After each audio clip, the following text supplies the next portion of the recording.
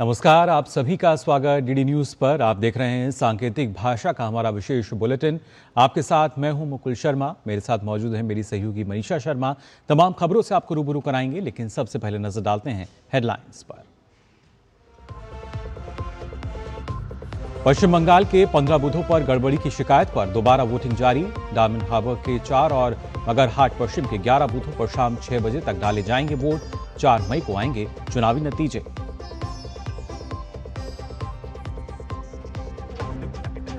दक्षिण 24 परगना के फलता विधानसभा क्षेत्र में स्थानीय लोगों ने किया प्रदर्शन। टीएमसी कार्यकर्ताओं पर लगाया धमकाने का आरोप। महिलाओं ने की टीएमसी नेता की गिरफ्तारी की मांग।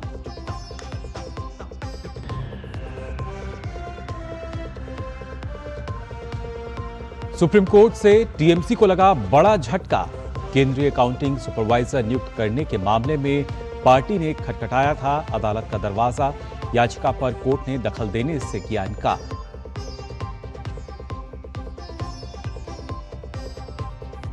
सरकार ने देशव्यापी मोबाइल आधारित आपदा संचार प्रणाली का किया सफल परीक्षण। दूरसंचार विभाग और नेशनल डिजास्टर मैनेजमेंट अथॉरिटी के सहयोग से विकसित की गई प्रणाली आपात स्थिति में लोगों तक सटीक जानकारी पहुंचाना लक्ष्य।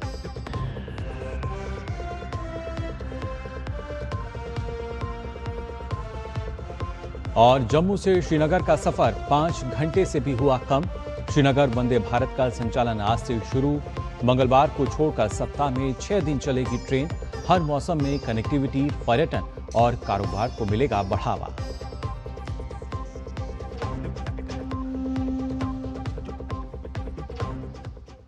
और आइए सबसे पहले बात करते हैं पश्चिम बंगाल की, जहां पर 15 बूथों पर गड़बड़ी की शिकायत पर डायमंड हार्बर के 4 और मगरहाट पश्चिम के 11 बूथों पर सुबह 7 बजे से दोबारा मतदान आज जारी है। आपको बता दें, वोटिंग शाम 6 बजे तक होगी। दोपहर 3 बजे तक की अगर बात करें तो मगरहाट पश्चिम में 72.50%, डायमंड हार्बर में 72.36% मतदान हो चुका है। दरअसल 29 अप्रैल को इन बूथों पर दूसरे फेज की वोटिंग के दौरान ईवीएम से छेड़छाड़ और झड़प की शिकायत मिली थी। इसके चलते दोबारा वोटिंग का फैसला लिया गया। ये सभी बूथ दक्षिण 24 परगना जिले में आते हैं। आपको बता दें कि राज्य की सभी 294 सीटों पर रिकॉर्ड 92.84% वोटिंग हुई। 23 अप्रैल को फर्स्ट फेज की 152 सीटों पर 93.19% मतदान हुआ था। 29 अप्रैल की अगर बात की जाए यानी दूसरे चरण में 142 सीटों पर 92.48% वोट पड़े थे। जबकि अब चुनाव नतीजे जो हैं का इंतजार रहेगा, जो कि 4 मई को आएंगे। पश्चिम बंगाल विधानसभा चुनाव के तहत मगरहाट पश्चिम विधानसभा क्षेत्र में पुनर्मतदान के दौरान तनावपूर्ण माहौल देखने को मिला। नाचड़ा इलाके के 126 और 127 नंबर मतदान केंद्रों के बाहर तृणमूल कांग्रेस के खिलाफ अवैध जमावड़े के आरोप सामने आए। बताया गया कि तृणमूल के कार्यकर्ता और समर्थक कैंप लगाकर वहां जमा हुए थे। शिकायत मिलने पर केंद्रीय बलों ने मौके पर पहुंचकर कैंप को हटाया। पश्चिम बंगाल विधानसभा चुनाव की मतगणना से पहले दक्षिण 24 परगना जिले की फलता इलाके में भारी तनाव हो गया। यहां स्थानीय लोग पुनर्मतदान की मांग को लेकर विरोध प्रदर्शन कर रहे हैं। ग्रामीणों का कहना है कि पिछले बुधवार को उन्हें वोट डालने से रोका गया था। स्थानीय लोगों का आरोप है कि टीएमसी नेता घर जलाने और रक्तपात करने की धमकी दे रहे हैं। फिलहाल स्थिति को देखते हुए इलाके में सुरक्षा व्यवस्था कड़ी कर दी गई है। सीआरपीएफ और रैपिड एक्शन फोर्स के जवानों को तैनात किया गया है। फाल्टा में सीआरपीएफ का एक आर्म्ड वाहन भी लगाया गया है ताकि किसी भी अप्रिय घटना को रोका जा सके। आपको बता दें कि मतगणना से पहले सुरक्षा एजेंसियां पूरी तरीके से सतर्क हैं और पूरे क्षेत्र में लगातार निगरानी रखी जा रही है। इस बीच एडिशनल एसपी ने बताया है कि फिलहाल स्थिति नियंत्रण में है। उन्होंने कहा कि कुछ लोगों द्वारा डराने धमकाने की शिकायत सामने आई है, जिस पर मामला दर्ज कर लिया गया है और लोगों की मांगों को भी सुना गया है। फिलहाल प्रशासन का कहना है कि कानून व्यवस्था बनाए रखने के लिए सभी जरूरी कदम उठाए जा रहे हैं।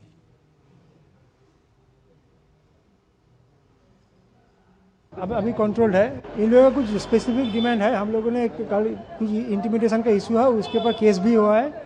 अभी जो डिमांड है हम लोगों ने सुना है, तो ये इशू है, तो देखते हैं बाद में क्या है। ठीक है। पश्चिम बंगाल के मुख्य निर्वाचन अधिकारी मनोज अग्रवाल ने फाल्टा में पुनर्मतदान को लेकर स्थिति स्पष्ट की है।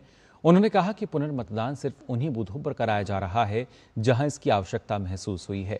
फाल्टा में पुनर्मतदान होगा या नहीं, इसका अंतिम फैसला चुनाव आयोग करेगा। उन्होंने ये भी साफ किया कि केवल लोगों की मांग के आधार पर पुनर्मतदान का प्रावधान नहीं है। There's nothing in the RP Act or conduct of election rules. If somebody asks election, repoll has to be done on that basis. Repoll is already or only done based on the assessment of the poll which has taken place. Which has taken place yesterday. Assessment was done. Assessment was done by the State General Observer and by the team there, DO. They have sent the report to ECI. Let us see what ECI does. Supreme court ने आज पश्चिम बंगाल में counting centres पर केंद्रीय और PSU कर्मचारियों की तैनाती के खिलाफ टीएमसी की याचिका को खारिज कर दिया। चुनाव आयोग के फैसले के खिलाफ पहुंची ममता बनर्जी की पार्टी से शीर्ष अदालत ने कहा कि हम चुनाव आयोग के फैसले के खिलाफ नहीं जाएंगे और इस पर कोई आदेश जारी नहीं करेंगे। कोर्ट ने साफ कहा है कि चुनाव आयोग को अपना अधिकारी चुनने का पूरा अधिकार है। आपको बता दें, टीएमसी की ओर से वरिष्ठ अधिवक्ता कपिल सिब्बल पैरवी कर रहे थे। टीएमसी को सुप्रीम कोर्ट ने कहा कि किसी आदेश की जरूरत नहीं है, सर्कुलर का पूरी तरह से पालन होगा। इलेक्शन कमीशन को अधिकारी चुनने का हक है। चुनाव आयोग अपने कर्मचारी पर खुद नियंत्रण कर सकता है। सुप्रीम कोर्ट ने इसके साथ इस मामले पर दखल देने से इनकार कर दिया।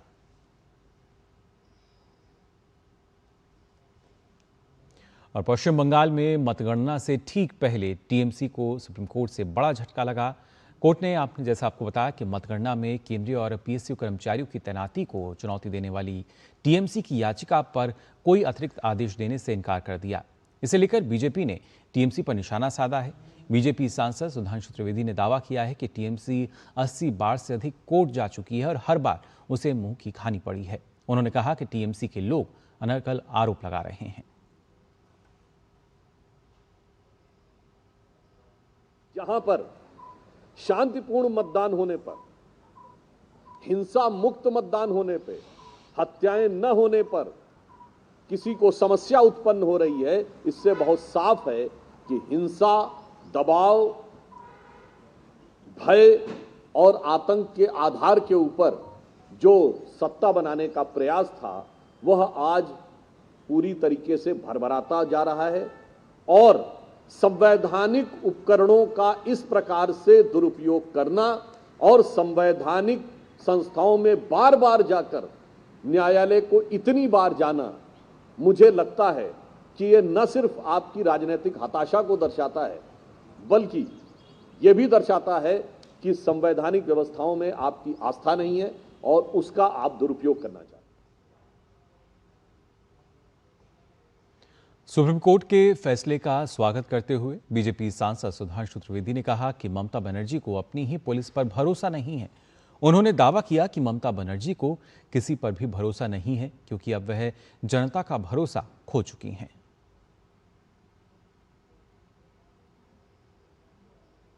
मैं ममता जी से कहना चाहता हूं, आज भरोसे का सवाल आपके खुद के ऊपर है। अपनी पुलिस और अपनी राज्य सरकार की एजेंसी पर भरोसा नहीं था, वो वहां पर खुद अंदर गई, अर्थात उनको अपने पर्सनल स्टाफ पर भी भरोसा नहीं था। तो जब भरोसा स्वयं तृणमूल कांग्रेस की सरकार को अपनी ही सरकार, अपने कर्मचारियों और अपने ऑफिस पर नहीं है, तो यह इसलिए है क्योंकि जनता का भरोसा पूरी तरीके से उठ चुका है। आज सुबह करीब 11:42 पर एक साथ कई लोगों के जो मोबाइल हैं तेज आवाज में शोर करने लगे। इस दौरान टोन सुनकर दफ्तरों से लेकर घर और बाजार में जो मौजूद लोग हैं सभी आश्चर्यचकित थे, कुछ सहम भी गए। हालांकि ये कोई संकट नहीं बल्कि देश की एक उपलब्धि साबित हुई है। दरअसल 2 मई को यानी आज केंद्र सरकार ने देश भर में mobile based disaster communication system का सफलतापूर्वक शुभारंभ कर दिया। ये पहले से ही पूर्व निर्धारित था। आज मोबाइल आधारित आपदा संचार प्रणाली का सफल परीक्षण किया गया। इस क्रम में लोगों के मोबाइल पर अलर्ट मैसेज आया जिसने बड़े स्तर पर लोगों का ध्यान आकर्षित किया। यह प्रणाली दूरसंचार विभाग और नेशनल डिजास्टर मैनेजमेंट अथॉरिटी यानी एनडीएमए के सहयोग से विकसित की गई है, जिसका उद्देश्य आपात स्थिति में लोगों तक सटीक जानकारी पहुंचाना है। केंद्रीय मंत्री ज्योतिरादित्य सिंधिया ने कहा कि आज प्रधानमंत्री के नेतृत्व में गृह मंत्री के मार्गदर्शन में हमारे राष्ट्रीय आपदा प्रबंधन एजेंसी के साथ मिलकर दूरसंचार विभाग ने एक मोबाइल प्रसारण समाधान की शुरुआत की है। इसके जरिए आज 21 भाषा में भारत के यह आत्मनिर्भर समाधान देश को समर्पित किया गया है। उन्होंने कहा कि एक एक गांव, कस्बे तक लोगों की जान माल की सुरक्षा सुनिश्चित करने के लिए यह सुविधा बहुत उपयोगी रहेगी। कभी भी देश में जब आपदा आए,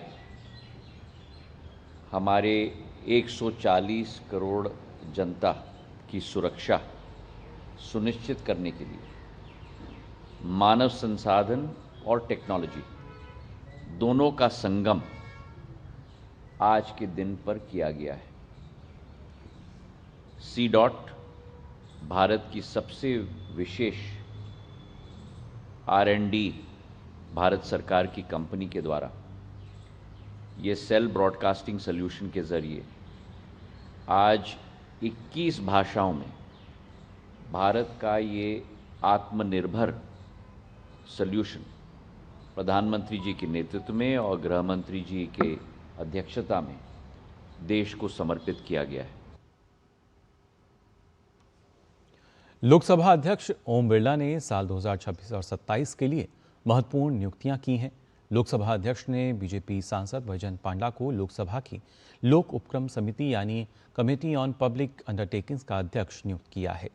इस समिति में लोकसभा के 15 और राज्यसभा के 7 सदस्य शामिल हैं। साथ ही कांग्रेस सांसद केसी वेणुगोपाल को वर्ष लोक लेखा समिति यानी पब्लिक अकाउंट्स कमेटी का अध्यक्ष नियुक्त किया गया है। भाजपा सांसद डॉक्टर संजय जायसवाल को प्राक्कलन समिति अर्थात एस्टीमेट कमेटी का अध्यक्ष नियुक्त किया गया है। सांसद डॉक्टर फग्गन सिंह कुलस्ते को अनुसूचित जाति एवं अनुसूचित जनजाति कल्याण समिति का अध्यक्ष नियुक्त किया गया है।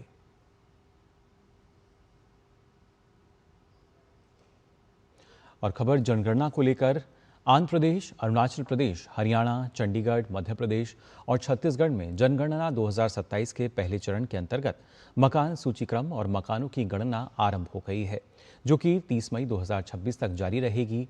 यह कार्य अन्य राज्यों और केंद्र शासित प्रदेशों में स्वयं गणना के 15 दिन की अवधि समाप्त होने के बाद शुरू हुआ है। इसमें प्रशिक्षित गणनाकर्ता घर घर जाकर जानकारी एकत्रित करेंगे। इस बीच स्वयं गणना की सुविधा नगर निगम क्षेत्र दिल्ली, राजस्थान, महाराष्ट्र, मेघालय और झारखंड में भी शुरू हो गई है। यह सुविधा ऑनलाइन रूप से 15 मई तक रहेगी।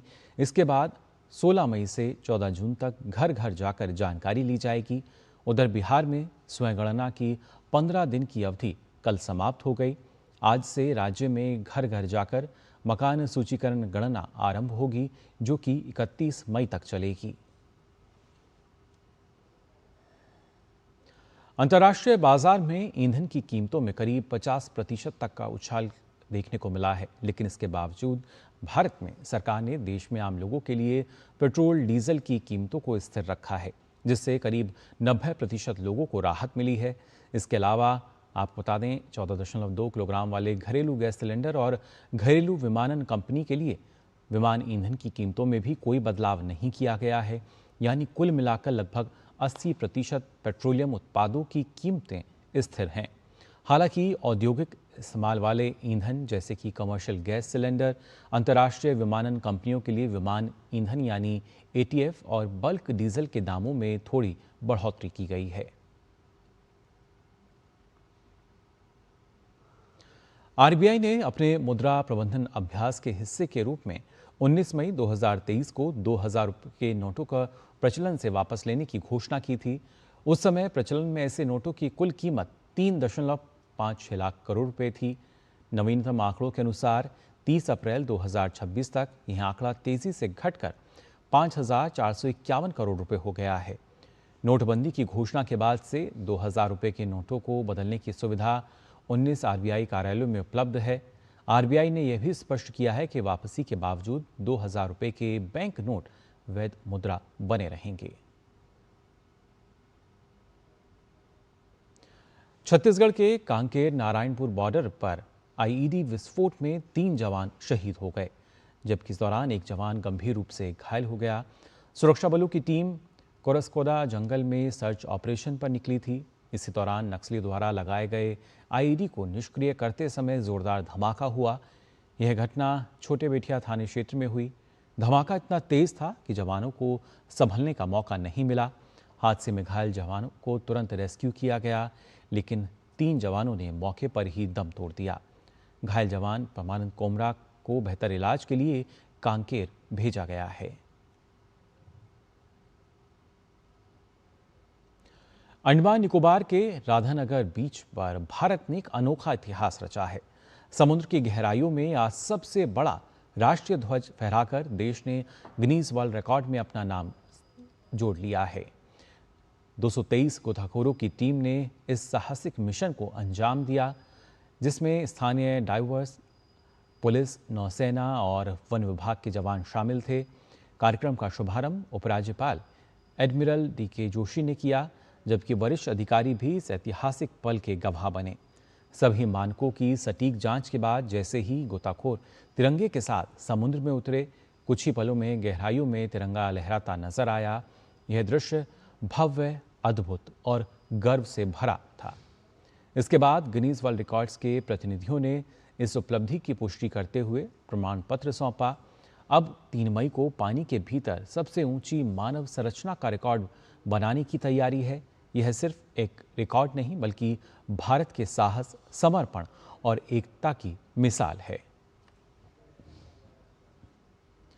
और अभिभावकों के लिए एक बड़ी चेतावनी। आपने नौनिहालों को मोबाइल की स्क्रीन से आप उनको दूर रखें। दरअसल एम्स नई दिल्ली की रिसर्च में एक चौंकाने वाला खुलासा सामने आया है। रिसर्च के अनुसार 1 वर्ष से कम आयु के बच्चों का अधिक स्क्रीन टाइम उन्हें 3 वर्ष की उम्र तक ऑटिज्म का शिकार बना सकता है। एम्स नई दिल्ली के बाल रोग विभाग की प्रोफेसर डॉक्टर शिफाली गुलाटी ने 18 महीने से कम उम्र के बच्चों को स्क्रीन से पूरी तरह से दूर रखने की सलाह दी है। उन्होंने बताया कि बच्चे को फ़ोन देकर बिजी रखने के से बेहतर है कि आप खुद उनसे बातचीत करें। बच्चों से जितना बात करेंगे उतना बेहतर होगा। ऑटिज्म स्पेक्ट्रम डिसऑर्डर के लिए विशेष में स्क्रीन टाइम के लिए काफ़ी रिसर्च हुई है, काफ़ी स्पेकुलेशंस है। उसके अंदर ये देखा गया है कि जो बच्चों में जो प्रूवन स्टडीज़ हैं, 1 साल की उम्र में जिनका स्क्रीन टाइम ज़्यादा था, उनको 3 साल की एज में लड़कों में ऑटिज्म ज़्यादा प्रेवलेंट पाया गया है और लड़कियों में भी ऑटिज्म के सिम्टम्स ज़्यादा पाए गए हैं। और काफ़ी सारी और स्टडीज़ जो हैं और उसमें मेटा एनालिसिस में देखा गया है कि जितना जल्दी आपने बच्चे को स्क्रीन टाइम शुरू किया और जितना ड्यूरेशन ज़्यादा दिया, उससे ज़्यादा वो रिलेशन हुआ है ऑटिज्म के साथ। हमने भी एक स्टडी की है अभी, जिसमें हमने ऑटिज्म के बच्चे और जो दूसरे बच्चे थे अस्पताल में उनका देखा, तो हमने देखा कि ऑटिज्म के बच्चों को जल्दी शुरू कर दिया गया था कंपेयर टू द बाकी बच्चों को स्क्रीन टाइम और ड्यूरेशन ऑफ स्क्रीन टाइम, ताकि उनकी जो एडिक्शन थी उसके ऊपर, एडिक्शन स्कोरिंग भी हमने देखी थी तो ज़्यादा थी उसके ऊपर। तो इम्पॉर्टेंट ये है कि स्क्रीन टाइम कम करना है, तभी हमारी गाइडलाइंस है, इवन सरकार ने दी है, American academy of paediatrics, Indian academy of paediatrics और अभी मिनिस्ट्री की भी है, जिसमें मिनिस्ट्री की गाइडलाइंस के हिसाब से 18 महीने के बच्चों से कम को स्क्रीन टाइम देना ही नहीं चाहिए। 18 महीने से 6 साल के अंदर अप टू 1 आवर और पैसिव वाला नहीं देना चाहिए कि ऐसे उठा के अपने आप देखे जा रहे हैं। और उसके ऊपर 7 साल से ऊपर को 2 आवर्स। कई कंट्री ऐसी हैं, देश हैं जिन्होंने स्क्रीन बैन ही कर दिया है screen time for the children. तो इट इज़ इम्पॉर्टेंट, जितना हम इंटरेक्शन करें और जितना हम बच्चे से इंडिविजुअल इंटरेक्शन करें, that is very important and और लेकिन जो हम आपको बता रहे थे कि रोल ऑफ टेक्नोलॉजी, तो वो टेक्नोलॉजी में पैसिव नहीं है। चाहे हम उसके अंदर we are using apps, you are using software, you are using some devices, पर वो इंटरैक्ट कर रहे हैं ना, बच्चे से दिमाग लगवा रहे हैं उसमें, आप समझ रहे हैं। So that is something which has to be kept in mind. तो नौनिहालों को मोबाइल स्क्रीन टाइम से बचाकर रखें और अभिभावकों के लिए एक महत्वपूर्ण चेतावनी जारी की गई है। फिलहाल हम यहाँ रुकने एक छोटे से ब्रेक के लिए जल्द लौटते हैं।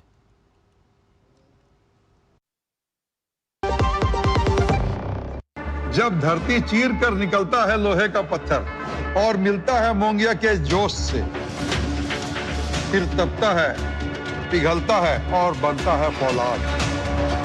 अब होता है सरिया सारी खूबियों के साथ।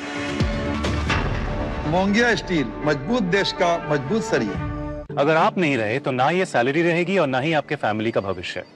इसलिए आज ही पॉलिसी बाजार ऐप से लीजिए 1 करोड़ का टर्म इंश्योरेंस, सिर्फ 410 रुपए महीने से शुरू। ब्रेक के बाद आप सभी का एक बार फिर स्वागत। आप देख रहे हैं सांकेतिक भाषा का हमारा विशेष बुलेटिन।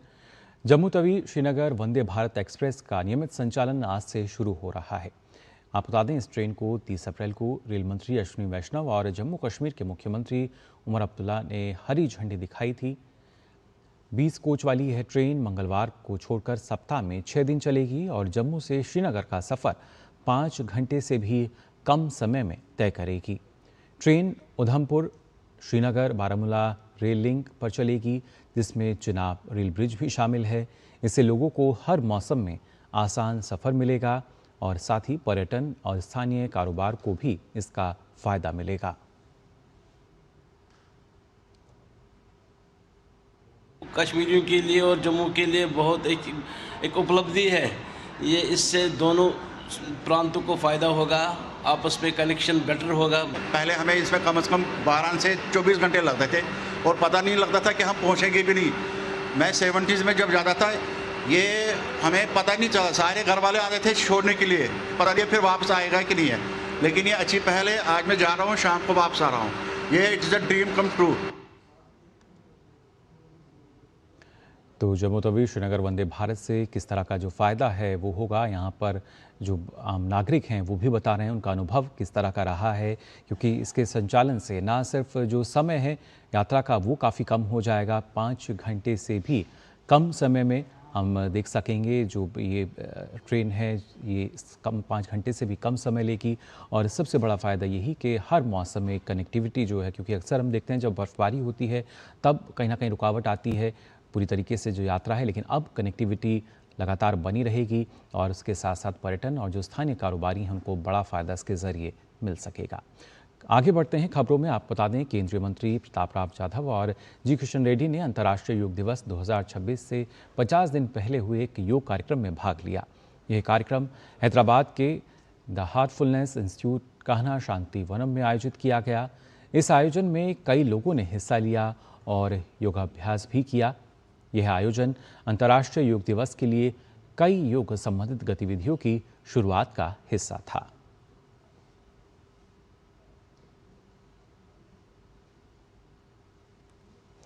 और आइए रुक करते हैं अंतर्राष्ट्रीय खबरों की तरफ भी।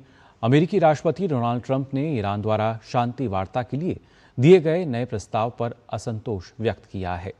उन्होंने साफ चेतावनी दी है कि अगर दोनों देशों के बीच कोई समझौता नहीं हुआ तो ईरान को नर्क में भेज देंगे। ट्रंप ने व्हाइट हाउस में पत्रकारों से बातचीत में कहा, इस समय मुझे जो कुछ वे पेश कर रहे हैं उससे मैं संतुष्ट नहीं हूं। ट्रंप ने कहा कि ईरान कुछ ऐसी मांगें कर रहा है जिनसे वो असहमत हैं।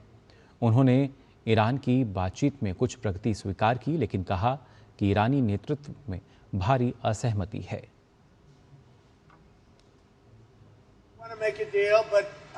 I'm not satisfied with it, so we'll see what happens.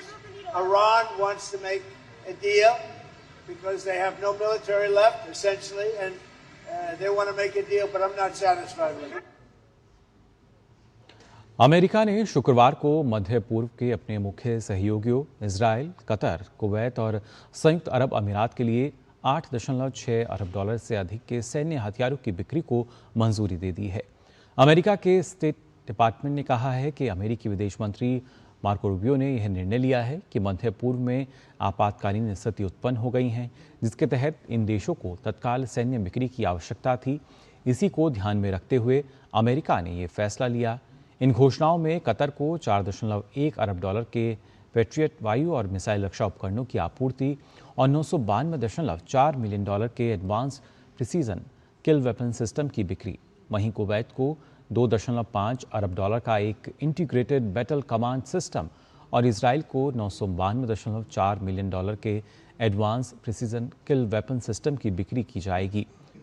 संयुक्त अरब अमीरात को भी $147.6 मिलियन के एडवांस प्रिसीजन किल वेपन सिस्टम की बिक्री इसमें शामिल है। इन सैन्य उपकरणों की मंजूरी से इन देशों की सैन्य क्षमताओं को बढ़ावा मिलेगा। ईरान ने युद्ध के दौरान खाड़ी के कई देशों को निशाना बनाया, जिसके बाद से उनकी सुरक्षा का मुद्दा गरमाया हुआ है।